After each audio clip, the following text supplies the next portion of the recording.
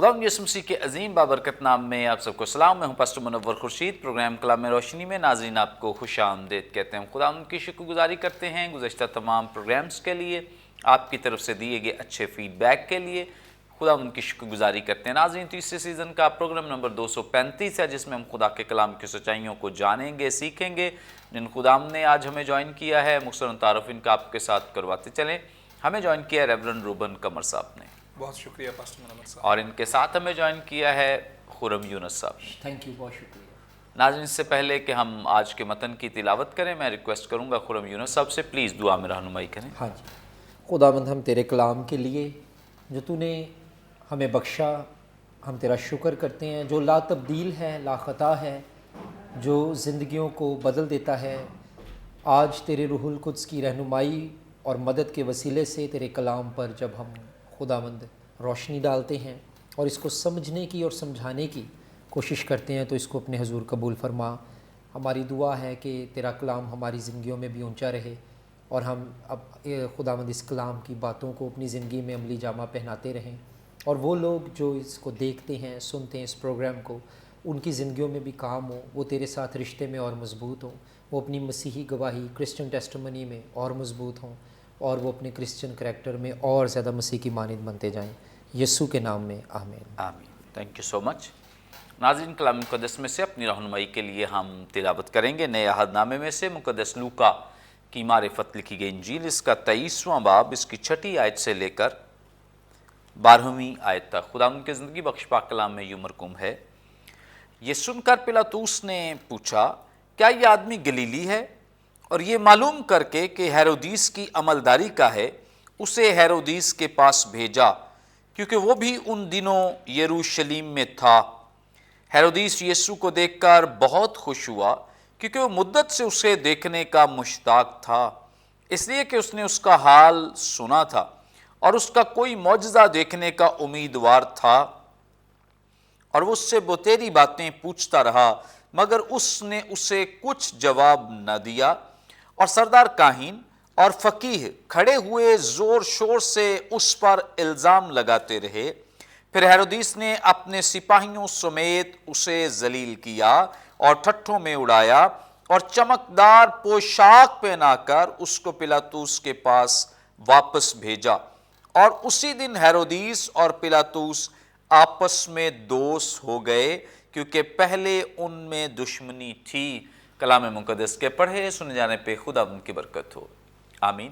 ناظرین, کلام مقدس کا یہ حصہ جو بھی ہمارے سامنے تلاوت کیا گیا ہے, چونکہ گزشتہ چند ہفتوں سے ہم خداوند یسوع مسیح کی کروسیفکشن کے تعلق سے, مصلوبیت کے تعلق سے سیکھ رہے ہیں, اور بہت سارے راز بھید ہم پر عیاں ہو رہے ہیں. خداوند یسوع مسیح کو اب چونکہ پلاطوس کی عدالت میں پیش کیا گیا ہے, وہاں پر بھی اس سے بہت سارے سوالات پوچھے گئے ہیں. اس کے بعد پلاطوس دوبارہ اسے ہیرودیس کے پاس بھیجتا ہے.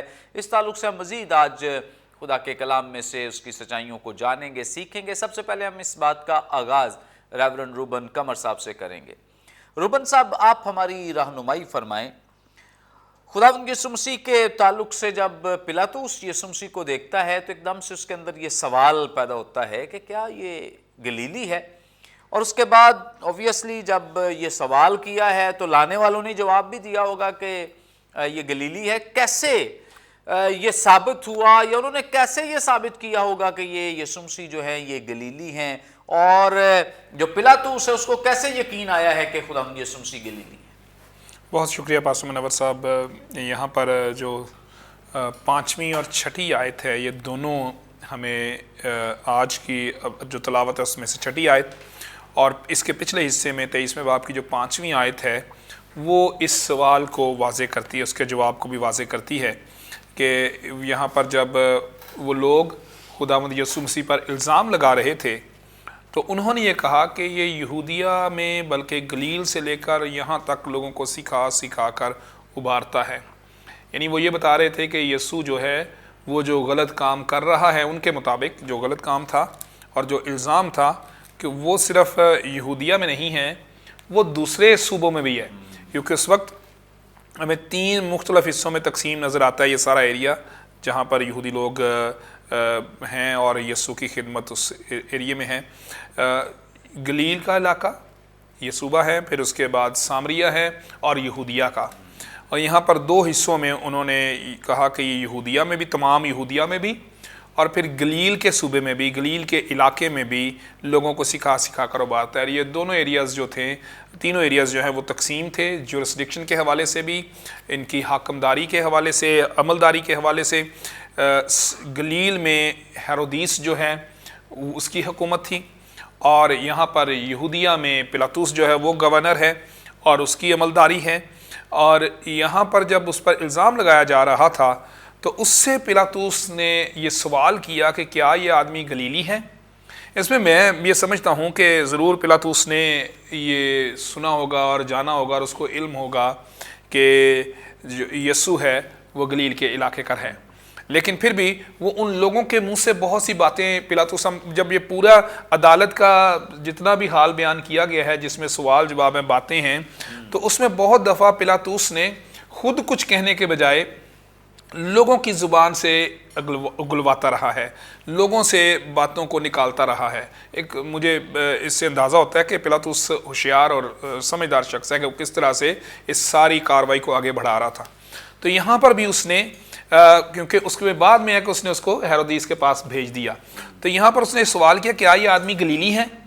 تو یہ جانتا ہوگا اس کے بارے میں، لیکن ان سے پھر اس نے اس کے بارے میں پوچھنے کے لیے کوشش کی ہے کہ وہ بتائیں کہ لوگ اس کے بارے میں اور زیادہ واضح کریں. تو وہ جو آپ ابھی سوال کر رہے تھے اس کے مطابق انہوں نے کس طرح سے اس کو بتایا ہوگا، تو اس میں بہت سی اہم باتیں ہمیں اناجیل میں سے ہی نظر آتی ہیں کہ یسوع کا بیک گراؤنڈ گلیل کا بتانے کے لیے کس طرح سے ظاہر کیا جا سکتا ہے، کہ یسوع گلیل کا کس طرح سے ثابت ہو سکتا ہے. تو اگر ہم مقدس متی کی انجیل کو دیکھیں اور مقدس متی اور مقدس لوکا کی انجیل، یہ دونوں خداوند یسوع مسیح کی بچپن کے حوالے سے، جو پیدائش سے لے کر جو ان کا بچپن کا جو زندگی کا حصہ ہے اس کو، اور پیدائش کے کچھ واقعات جو ہیں ان کو بیان کرتی ہیں، پھر اس کے بعد بچپن کے ایک واقعے کو بیان کرتی ہے، پھر لڑکپن کے واقعے کو بیان کرتی ہے.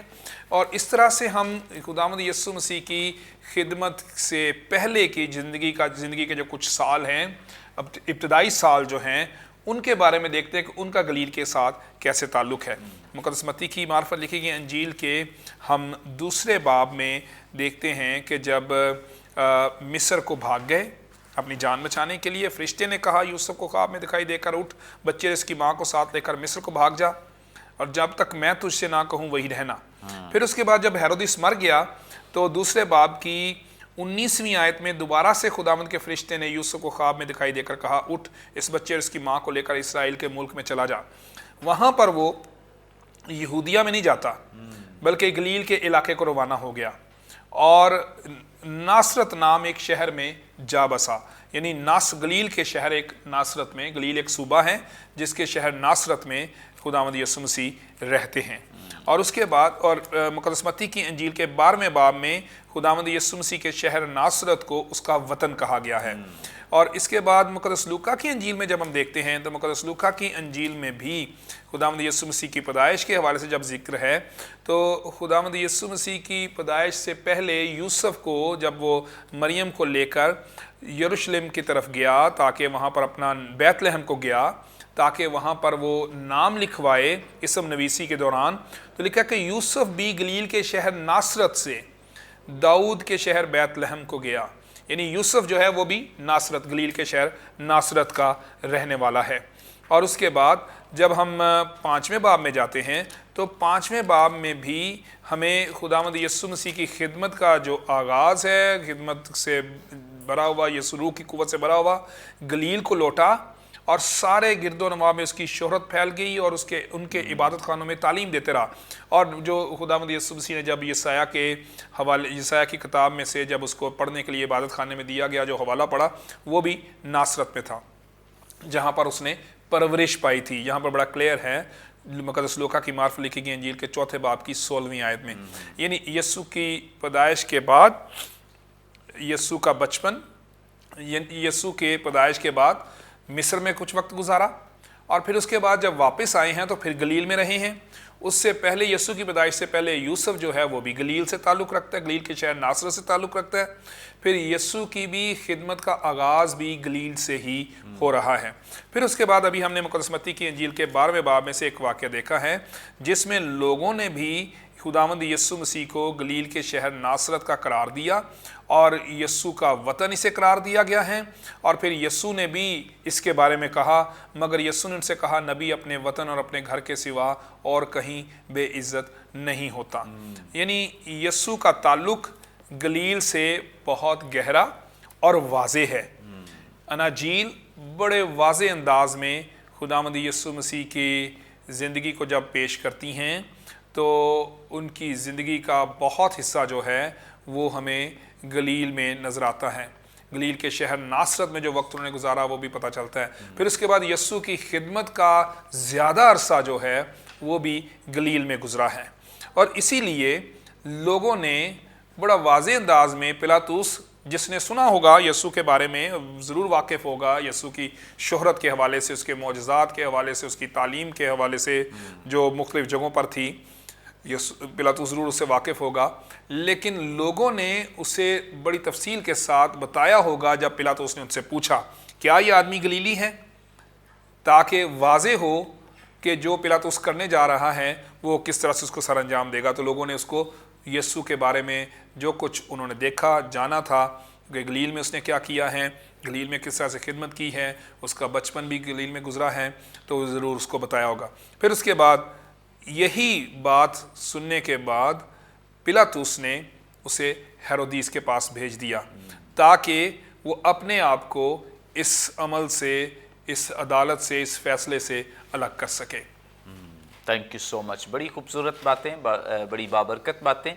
اور یقیناً خداوند یسوع مسیح نے اپنی خدمت کا جو زیادہ عرصہ ہے، تقریباً 20 ماہ خداوند یسوع مسیح نے گلیل میں گزارے ہیں اور وہاں پر، اور سب سے زیادہ معجزات کا جو ذکر ہے وہ بھی گلیل ہی میں ہے کہ خداوند یسوع مسیح نے سب سے زیادہ معجزات بھی وہاں پر کیے ہیں اور ان کی شہرت بھی اس طرح سے تھی. بہت سارے لوگ اس وقت بھی انہیں گلیلی کہہ کر پکارتے تھے اور مقدس پطرس کو بھی اسی لیے گلیلی کہہ کر پکارا گیا کیونکہ وہ بھی اسی علاقے سے تعلق رکھتا ہے. سو اس اعتبار سے پلاطس اگرچہ جانتا ہے لیکن اس نے، جیسے پادری صاحب نے بات کی ہے، کہ وہ کنفرم کرنا چاہتا ہے، وہ ان پہ ہی ڈالنا چاہتا ہے کیونکہ وہ شروع سے آخر تک یہی کر رہا ہے کہ وہ اپنے اوپر کوئی بات لینا نہیں چاہتا ہے. حالانکہ سارا وہ جانتا ہے کہ یسوع مسیح میں کوئی قصور نہیں ہے، کوئی اس کا گناہ نہیں ہے، لیکن وہ اپنے سر تو کوئی بات آنے نہیں دینا چاہتا. اس لیے وہ ایک جواز ڈھونڈتا ہے تاکہ کسی طرح سے میں اسے واپس ہیرودیس کے پاس بھیجوں تاکہ پتہ چلے کہ اس نے کس لاجک کی بنا پر یا کس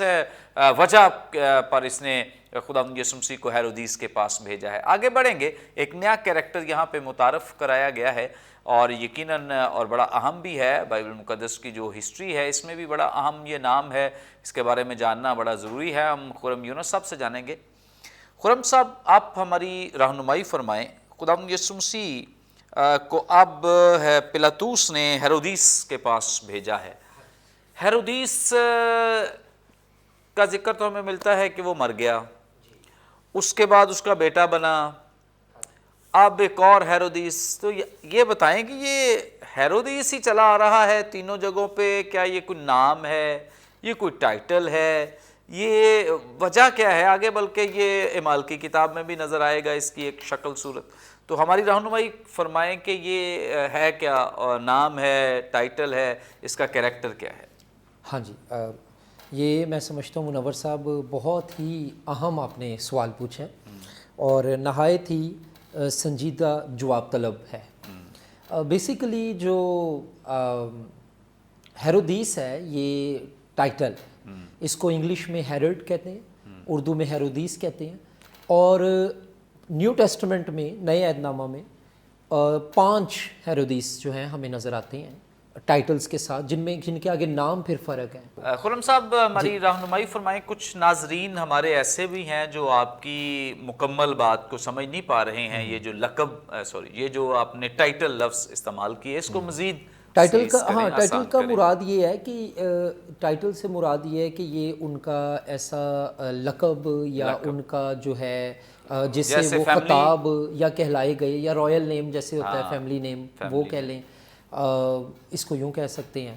اور اس میں یعنی وہ نام یا وہ خطاب یا وہ ٹائٹل جو ہر نام کے ساتھ آتا ہے یا جو کسی خاص خاندان کی نشاندہی کر رہا ہوتا ہے یا وہ کسی خاص خاندانی پس منظر کے بارے میں بتا رہا ہوتا ہے, تو وہ میں آگے چل کے ہسٹری بھی ان کی بتاؤں گا, یہ آئے کہاں سے تھے, یہ کس قوم سے تھے. تو بیسیکلی ہمیں ہیرودیس اعظم بھی نظر آتا ہے جسے ہیرڈ دا گریٹ کہتے ہیں, پھر ہیرودیس انتپاس ہمیں نظر آتا ہے, پھر ہیرودیس ارخلاؤس ہمیں نظر آتا ہے, پھر جو ہے دیگر اور نام اس طرح نظر آتے ہیں. اب انٹرسٹنگ بات یہ ہے کہ جو ہیرودیس خداوند یسوع مسیح کی پیدائش پر ہمیں نظر آتا ہے, خداوند یسوع مسیح کی زمینی زندگی کے اختتامی مراحل میں وہ ہیرودیس نہیں ہے. خداوند یسوع مسیح کی جو پیدائش پر ہیرودیس ہے وہ ہیرودیس اعظم ہے, اور وہ ہیرڈ دا گریٹ ہے جو یسوع مسیح کی پیدائش کے وقت ہمیں نظر آتا ہے, جس نے بچے بھی قتل کروا دیے. اور یہ جو ہیرودیس ہے جو خداوند یسوع مسیح کی زمینی زندگی کے ان آخری مراحل میں نظر آ رہا ہے, وہ ہیرودیس انتپاس ہے, جسے ہیرودیس اینٹیپاس کہتے ہیں انگلش میں. اور یہ جو تھا جو یہ 20 قبل از مسیح میں اس کی پیدائش ہوئی, اور 39 بعد از مسیح کے بعد جو ہے اس کی ڈیتھ ہوئی ہیرودیس انتپاس کی. یہ وہی ہیرودیس انتپاس ہے جس نے اپنے بھائی فلپ کی بیوی سے شادی کی, اپنی بیوی کو ڈائیورس دی, اور یہی وہی ہیرودیس انتپاس ہے جس نے یوحنا اصطباغی کا سر بھی کٹوایا اور اس کو قتل کروایا. یہ وہی ہیرودیس انتپاس ہے جس کو اس لقب سے بھی پکارا گیا یا یہ اس کے بارے میں لفظ اصطلاح استعمال کی گئی کہ چوتھائی ملک کا حاکم, چوتھائی ملک کا حاکم ہیرودیس, جس کے بارے میں متی 14واں باب اس کی پہلی آیت میں ہمارے جو ناظرین اور سامعین ہیں پڑھ سکتے ہیں. اور یہ جو ہیرودیس کا خاندان تھا پادری صاحب, یہ ادومی تھے, اور یہ ادومی جو تھے یہ اگر ان کا بیک گراؤنڈ دیکھیں تو یہ عیسو سے تھے. وہ چونکہ آپ دیکھیں کہ ان کے جو بیک گراؤنڈ میں ہیں وہ وہیں پہ مخالفانہ ایک دوسرے کے لیے رویہ نظر آتا ہے, کیونکہ عیسو کی جو اولاد ہے, عیسو کی جو اولاد ہے وہ یعقوب کی اولاد کے خلاف تب سے ہی سازشیں کر رہی ہے. اس لیے جو ہیرودیس تھا, روم کو یہ پرابلم نہیں تھی کہ وہ ان کو جو ادومی تھے ان کو وہ ان کا حاکم بنائے جو یعقوب کی اولاد سے تھے. اور یہ لوگ اس لیے یہ رومی نہیں تھے, ادومی تھے, لیکن یہ جو تھے یہ یہودیوں سے زیادہ رومنس کے فیتھفل تھے. اور یہ بھی ایک وجہ تھی کہ یہ لوگ ان کو حاکمیت ملتی تھی, ان کو مقرر کیا جاتا تھا. بلکہ میں ایک جگہ پہ پڑھ رہا تھا کہ کیسر اوگسٹس جو تھا اس نے ریکگنائز کیا تھا اس کو, ہیرودیس انتپاس کو, کیونکہ جو ان کا باپ تھا, ان کا جو دوسرا اس کا بھائی تھا, اس کے باپ کو یہ معلوم ہو گیا کہ وہ مجھے زہر دینا چاہتا ہے. اس وجہ سے اس نے کہا کہ میں اس کو نہیں اس کے بعد یہ ڈکلیئر کروں گا کہ وہ آگے ہیرودیس ہو. اس نے کہا کہ ہیرودیس انتپاس جو ہے وہ آگے حاکم ہو, اور یہ گلیل کا جو تھا مینلی جو ہے وہ حاکم تھا. تو اس لیے اگر ہم ان کی ہسٹری پہ تو بہت سی بات ہو سکتی ہے, لیکن اس وقت میں ہم اس کا پھر آگے جیسے آپ نے ذکر کیا اعمال کی کتاب میں, تو اس کا جو ہے بھتیجا کہہ لیں وہ ہیرودیس اگرپا ہے, جس کو اگرپا بادشاہ بھی پھر, تو وہ ہیرودیس جو ہے یہ وہی ہے اگرپا جس نے یعقوب رسول کو قتل کروایا, اور وہ پطرس کو بھی کروا دیتا اگر فرشتہ معجزانہ طور پر اس کو لوہے کے پھاٹک کے پاس نہ لے جاتا. سو یہ ان کی ہسٹری ہے, اور یہ اس لیے رومنس کے ہاتھوں استعمال ہوتے آئے ہیں. اور ان کی گو کہ ان کی جو ماضی میں آگے چل کے ہم دیکھیں گے لڑائیاں بھی چلی ہیں روم کے ساتھ, لیکن مین جو ہے یہ وہ ہیرودیس نہیں ہے جو مسیح کی پیدائش کے وقت تھا, یہ ہیرودیس انتپاس ہے. اگر وہ معزز سامعین اور ناظرین جو انٹرنیٹ کا استعمال جانتے ہیں اور کتابیں پڑھنے کا شوق رکھتے ہیں تو وہ ہیرودیس انتپاس کے بارے میں اور ہسٹری اور ڈیٹیل جو ہے وہ خود سے پڑھ سکتے ہیں. تھینک یو سو مچ. بڑی خوبصورت بڑی بابرکت باتیں جو خدا ان کے خادم نے ہمارے ساتھ شیئر کی ہیں, اور یہ اس لیے ہم انٹروڈکشن بھی دیتے ہیں, تعارف بھی دیتے ہیں, تاکہ آگے جب ہم چلیں گے اور ان کیریکٹرز پہ بات کریں گے تو ایٹ لیسٹ ہمیں ان کا جو بیک گراؤنڈ ہے, جو پس منظر ہے, اس کا بھی ادراک ہو, علم ہو کہ یہ کون ہے, یہ کہاں سے چلا ہے. اور بہت سارے لوگ جو ہیں وہ ہیرودیس کا پڑھ کر کنفیوز بھی ہو جاتے ہیں کہ مسیح کی پیدائش کے وقت تو جب ہم اسے پڑھتے ہیں اور پھر کلام میں لکھا ہے کہ وہ مر گیا، اس کا بیٹا ارخلاؤس آ گیا، تو پھر یہ ہیرودیس کہاں سے آ گیا؟ اس لیے بڑا ضروری تھا یہ سوال کرنا اور اس کا جواب جاننا کہ یہ ہیرودیس جو ہے یہ ایک ٹائٹل ہے، ایک لقب ہے، اور جیسے ابھی بیان کر رہے تھے خدا کے خادم کہ یہ ایک خطاب کی طرح ہے، جیسے کسی کو دیا جاتا ہے اور فیملی نیم کے یا فیملی کے نام کے تعلق سے ہے، اور اس طرح سے بندے بدلتے جاتے ہیں لیکن جو ٹائٹل ہے وہ موجود رہتا ہے۔ جیسے کیسر کا ایک ٹائٹل ہے، لقب ہے، وہ کیسر کا ٹائٹل جو ہے وہ ویسے ہی موجود رہتا ہے، بندے بدلتے رہتے ہیں۔ جیسے ہمارے ہاں اگر آپ بہت ہی آسان کر کے اسے سمجھنا چاہتے ہیں تو پرائم منسٹر کہہ لیں، پرائم منسٹر میں شخصیات تبدیل ہوتی رہتی ہیں لیکن ٹائٹل پرائم منسٹر ہی رہے گا۔ اور منور صاحب آج کل اور آسان ہو کر سمجھنا چاہتے ہیں تو جیسے بشپ کا ٹائٹل ہے تو بندے بدلتے رہتے ہیں تو وہ بشپ کا ٹائٹل وہیں رہتا ہے۔ یہ کافی آسان بھی ہو گیا، مزید ہم اس پہ بات نہیں کرنا چاہتے بشپ کے ٹائٹل پہ۔ ناظرین یہاں پہ وقت ایک بریک کا، ہم لیں گے ایک شارٹ بریک، ہمارے ساتھ رہیے، دیکھتے رہیے پروگرام کلام روشنی۔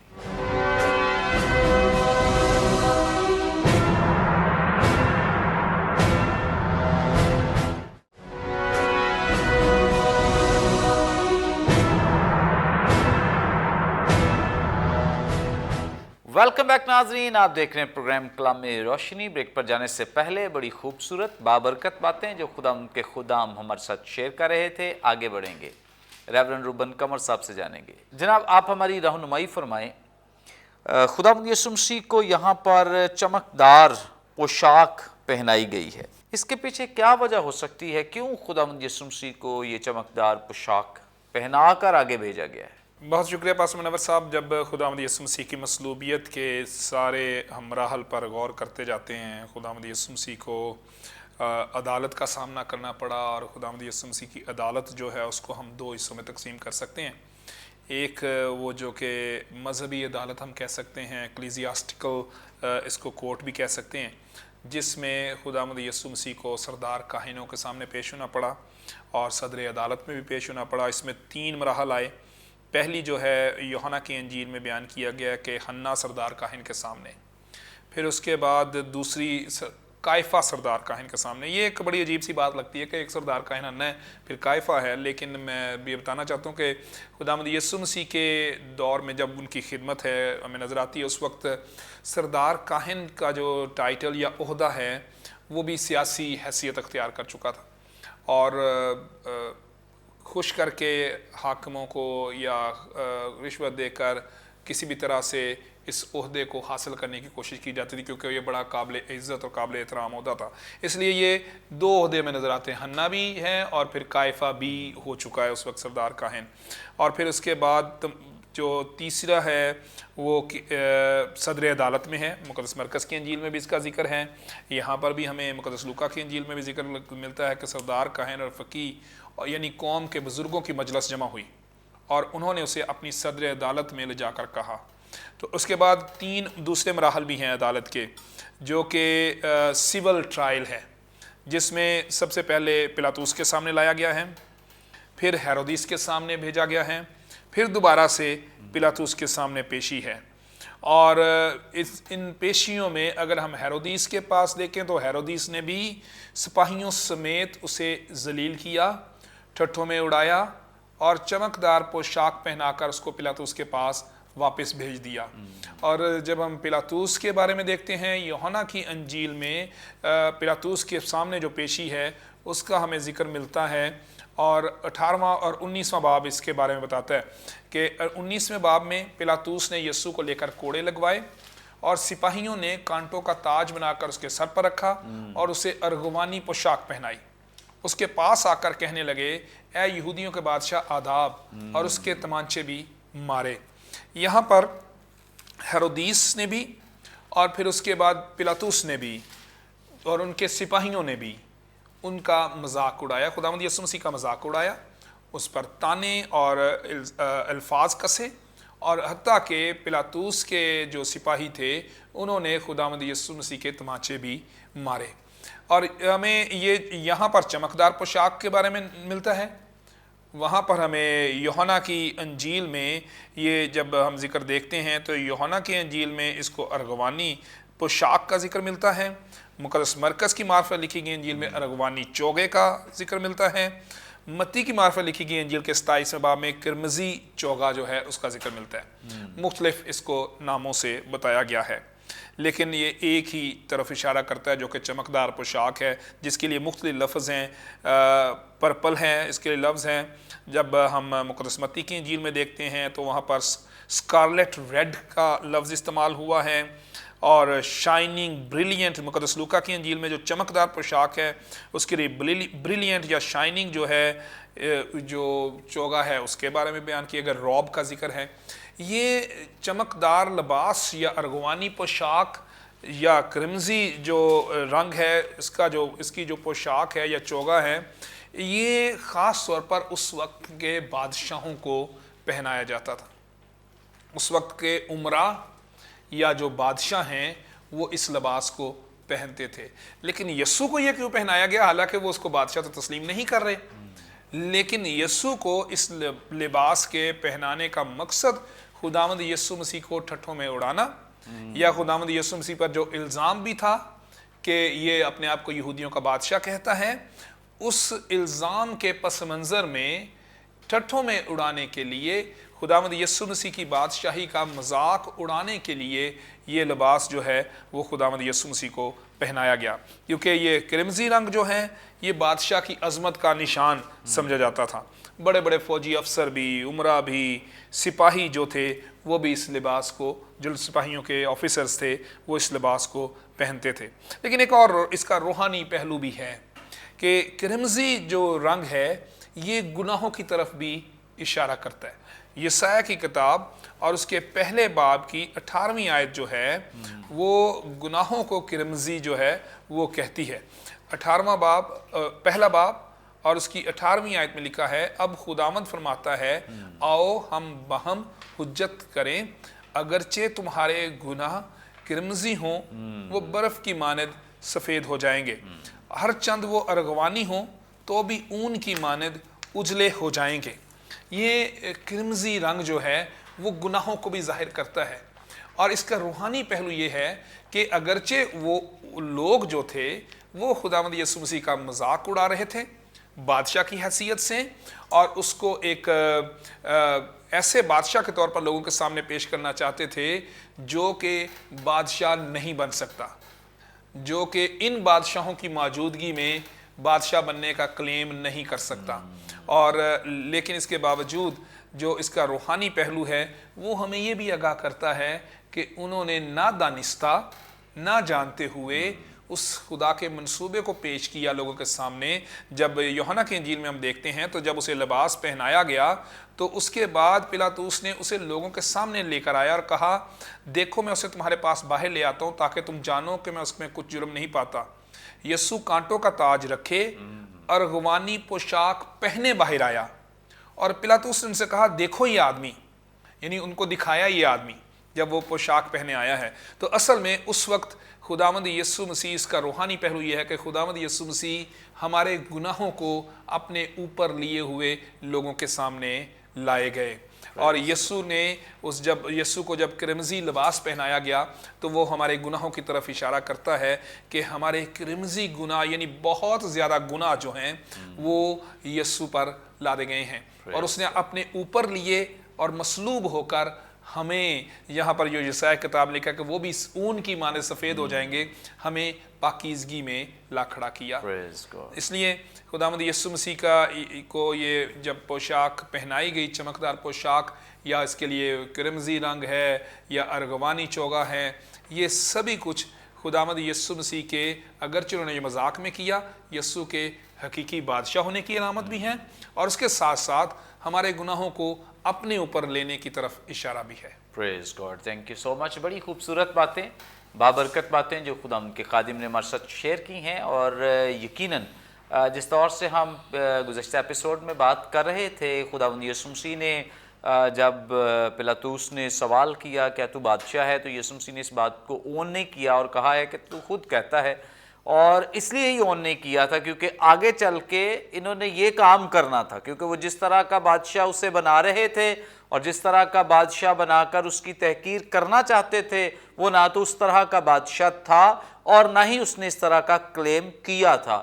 بلکہ خداوند یسوع مسیح مقدس متی رسول کی معرفت وہ ہماری زندگیوں کا بادشاہ ہیں اور وہ بننا چاہتا ہے ہماری زندگیوں کا بادشاہ۔ بہرحال خداوند یسوع مسیح کی یہ خاص طور پہ تحقیر کی گئی، بے عزتی کی گئی، انسلٹ کی گئی، تاکہ اسے اگر وہ یہودیوں کا بادشاہ کہتا ہے یا لوگ اسے کہتے ہیں تو اس کی انسلٹ کی جائے، اس کی بے عزتی کی جائے کہ یہ اپنے آپ کو بادشاہ کہتا ہے اور ہم اس کی اتنی تحقیر یا بے عزتی کرے۔ اسی لیے خداوند یسوع مسیح نے نہ تو اس بات کا کلیم کیا تھا اور نہ ہی وہ اس بات کو اون کرنا چاہتے تھے کہ میں بادشاہ ہوں جس طرح کا یہ بادشاہ مجھے بنانا چاہتے ہیں، کیونکہ یسوع مسیح کو اس طرح کے ہتھ کنڈوں کی نہ ضرورت تھی، نہ وہ اس طرح کا بادشاہ بننا چاہتے تھے۔ اگر وہ بننا ان کے لیے واجب ہوتا یا خدا کی مرضی میں شامل ہوتا تو پھر ان لوگوں کی ضرورت نہ ہوتی۔ خداوند یسوع مسیح بذات خود اپنی طاقت کے بل بوتے پہ سب کچھ کرنے پہ قادر تھے، لیکن چونکہ وہ اب اس طرح کا بادشاہ بن کر نہیں آیا تھا، لیکن آئندہ جب وہ اپنی دوسری آمد میں یا جلالی آمد میں آئے گا تو وہ اس طرح کا بادشاہ ہوگا کہ پھر اسے دوبارہ مصلوب نہیں کیا جا سکے گا، پھر وہ اپنے پورے جاہ و جلال کے ساتھ، اپنی پوری قوت اور قدرت کے ساتھ بطور بادشاہ دنیا پر ظاہر ہوگا۔ آگے بڑھیں گے اور خرم یونس صاحب سے جانیں گے۔ خرم صاحب، آپ ہماری رہنمائی فرمائیں۔ یہاں پر 12ویں آیت میں لکھا ہے، اور اسی دن ہیرودیس اور پیلاطوس آپس میں دوست ہو گئے کیونکہ پہلے ان میں دشمنی تھی۔ ان میں کیا آپس میں دشمنی یا کلیشز کیا تھے کہ یہ ایک دوسرے کے ساتھ ان کی انبن تھی، اور آج یسوع مسیح کے کروسیفکشن کے موقع پر ان کی خاص طور پہ ہم دیکھتے ہیں کہ صلح بھی ہو گئی ہے۔ ہاں جی منور صاحب، اس میں ایسے سوالات کے جوابات کے لیے ہمیں جو بیرونی جو ہیں شہادتیں ہیں اور دیگر امدادی کتب ہیں ان کا بھی سہارا لینا پڑتا ہے، اور اس میں گو کہ اس کا جو مینشن ہے، اس کا جو تذکرہ ہے وہ لوکا 13ویں باب کی اگر میں پڑھنا چاہوں گا اس کی پہلی 2 آیات میں ہے۔ اس وقت بعض لوگ حاضر تھے جنہوں نے اسے ان گلیلیوں کی خبر دی جن کا خون پیلاطوس نے ان کے ذبیحوں کے ساتھ ملایا تھا۔ اس نے جواب میں ان سے کہا کہ ان گلیلیوں نے جو ایسا دکھ پایا، کیا وہ اس لیے تمہاری دانست میں اور سب گلیلیوں سے زیادہ گنہگار تھے؟ یہ جو کانٹیکسٹ ہے لوکا 13ویں باب کا، یہ توبہ کی منادی کا ہے۔ خداوند یسوع مسیح یہاں پہ 2 مثالیں دے رہے ہیں، ایک شالوہ کا جو برج گرا 18 آدمیوں پر اور ان کی موت واقع ہوئی، اور ایک وہ گلیلی جو قربانی چڑھا رہے تھے، اور ایک رائٹر کہتا ہے کہ جن فوجیوں نے انہیں قتل کیا اس میں پتہ نہیں چلتا تھا کہ ان کی قربانی کا خون وہ کون سا ہے اور ان کا خون کون سا ہے، اور وہ خون مکس ہو گیا، یعنی جس ٹائم پہ قربانی چڑھ رہی ہے اس ٹائم پہ یہ بھی قتل ہو گئے اور وہ خون مکس ہو گیا، تو جو فلو تھا خون کا وہ مکسڈ خون تھا۔ تو اس میں جو تھا، چونکہ یہ ایک ایسا واقعہ تھا جس کے بارے میں کہا جاتا ہے کہ پینتوس پیلاطوس کے حکم پر یہ ہوا، اور جو ہیرودیس ہے وہ چونکہ گلیل کا حکمران تھا، گلیل کا حاکم تھا، وہاں کا وہ اس کی جو اس کے انڈر آتی تھی وہ ٹیریٹری، تو ایک تو یہ ایشو تھا۔ دوسرا جو ہے ولیم بارکلے، جو ایک بہت اچھا نیو ٹیسٹمنٹ کومنٹیٹر ہے، مفسر ہے، اور خاص طور پر نیو ٹیسٹمنٹ کی جو بیک گراؤنڈ کمنٹری ہے، پس منظر میں کیا چیزوں کے ہے، اور گریک جو لینگویج ہے اس کی ایٹمالوجی یعنی وہ الفاظ کا بیک گراؤنڈ کیا ہے، یونانی کے الفاظ کا، اس کے اوپر اس کی بڑی گرپ ہے۔ تو وہ کہتا ہے کہ ایک ماضی میں یہ بھی واقعہ ہوا تھا کہ جو پیلاطوس ہے، اس نے پینتوس پیلاطوس، اس کی خواہش تھی کہ یہ ایک اسے ایکویڈکٹ کہتے ہیں، ایک جو چینل ہے، ایک ٹنل ہے پانی کا، وہ بنوائے، اور اس کو بنانے کے لیے جو پیسے ہیں، جو درکار ہے پیسہ، وہ ہیکل کے، جسے ٹیمپل ٹریری کہتے ہیں، ہیکل کا خزانہ، اس میں سے لے۔ اب اس نے وہاں سے پیسے تو لے لیے، لیکن جب کچھ یہودی، اور کہا جاتا ہے، سمجھا جاتا ہے کہ وہ گلیلی تھے، تو جب وہ مانگنے گئے واپس اس کے پاس، تو اس نے جو ہے فوجی بھیج کے ان کو جو ہے اپنا اشارے سے قتل کروا دیا. تو یہ دو واقعات کافی ہیں کہ جب آپ کسی شخص کے علاقے کے لوگوں کو ایک تو آپ انہیں ان کے ذبیحوں سمیت ان کا خون ملا دیا، قتل کر رہے ہیں، پھر آپ ان کے ساتھ اتنی زیادتی کر رہے ہیں کہ اگر وہ اپنا پیسہ دوبارہ مانگنے گئے ہیں تو آپ اپنے فوجیوں کو کہتے ہیں ان کو قتل کر دیں. تو یہ وہ دشمنی تھی یا دشمنی کی وجہ بنی تھی جو ہسٹری ہمیں بتاتی ہے. اس کے لیے میں ضرور اپنے سامعین اور ناظرین کو کہوں گا کہ آپ دیگر امدادی کتب بھی پڑھا کریں تاکہ بائبل ہی کی باتوں کو بہتر طور پر سمجھا جا سکے. تو یہ ہے وجہ دشمنی کی. اب یہاں پر لکھا ہوا ہے کہ اب سے وہ دوست بن گئے. میں تھوڑا سا دیکھ رہا تھا کہ کئی بار کامن پرپز دو دشمنوں کو بھی دوست بنا دیتا ہے اور کئی بار دو دوستوں کو دشمن بھی بنا دیتا ہے.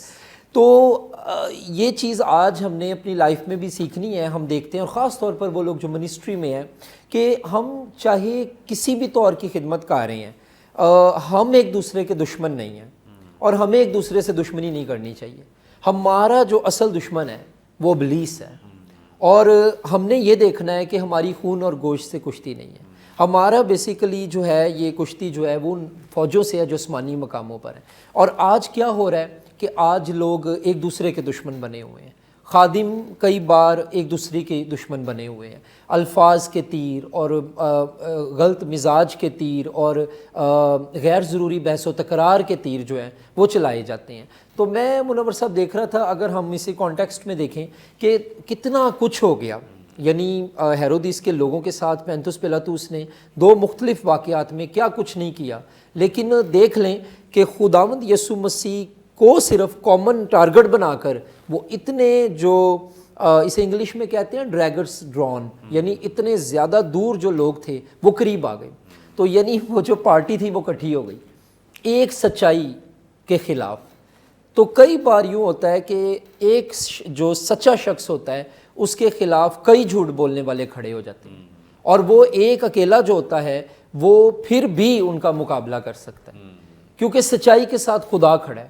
یہاں پر بھی آپ دیکھیں کہ نہ صرف ہیرودیس ایک سائیڈ پر ہو گیا، ہیرودیس کے ساتھ جو ہے وہ پینتوس پیلاطوس بھی مل گیا، ان کے ساتھ فقی فریسی بھی مل گئے، ان کے ساتھ لوگ بھی مل گئے، ان کے ساتھ دیگر اور لوگ مل گئے. ایون اپنے ایک شاگرد نے 30 سکوں میں بیچ دیا، ایک نے انکار کر دیا، لیکن یسوع مسیح سچائی ہے وہ تیسرے دن پھر مردوں میں سے جی اٹھا اور غالب آیا. تو اگر یسوع مسیح صرف مر جاتا اور مرا ہی رہتا تو وہاں پہ کہانی ختم نہیں ہونی تھی. وہ مر کر جی اٹھا ہے اور غالب آیا ہے، یہاں سے ہماری وکٹری کا آغاز ہوتا ہے. تو آج لیسن یہ ہے کہ جتنے مرضی جھوٹ کٹھے ہو جائیں، جو بندہ سچ ہے، جو خدا کے کلام پہ کھڑا ہے، جو خدا کے کلام کی تکفیر برداشت نہیں کرتا، کلام خدا کی غیرت سے بھرا ہے، جتنا مرضی جھوٹی تعلیم، جھوٹے لوگ اس کے خلاف کھڑے ہو جائیں، یاد رکھیں کہ اینڈ پہ فتح اسی کی ہے جو خدا کے نام کو اونچا کر رہا ہے. پریز گاڈ. تو یہ بات بڑی ضروری ہے ماننے والی. اس میں سے ایک پریکٹیکل پہلو جو ہے. تھینک یو سو مچ. بڑی خوبصورت بابرکت باتیں جو خدا ان کے کلام میں سے ہم نے سیکھی ہیں. Thank you so much sir. Thank you so much. یقیناً ناظرین آج کے پروگرام کے وسیلے سے بھی آپ نے بڑی برکت پائی ہے. ابھی بھی آپ کا کوئی سوال ہو اسکرین پر دیے گئے نمبرز ڈائل کریں، اپنا سوال ہم تک پہنچا سکتے ہیں. کوئی دعا یا درخواست تو دے سکتے ہیں، کوئی ٹیسٹمنی ہو ضرور شیئر کر سکتے ہیں. ہمارے تمام پروگرامز آپ یوٹیوب پہ واچ کر سکتے ہیں. واچ کرنے کے لیے برکت ٹی وی آفیشیل کے نام سے ہمارا چینل ہے، ضرور اسے سبسکرائب کریں، دوسروں کے ساتھ شیئر کریں تاکہ زیادہ سے زیادہ لوگ خدا کے کلام کی سچائیوں کو جان سکیں، سیکھ سکیں. پروگرام کے تعلق سے اپنا فیڈ بیک دینا نہ بھولیں. آئندہ ایک نئے پروگرام کے ساتھ دوبارہ آپ کی خدمت میں حاضر ہوں گے. تب تک کے لیے اجازت دیجیے. دیکھتے رہیے برکت T V. God bless you all.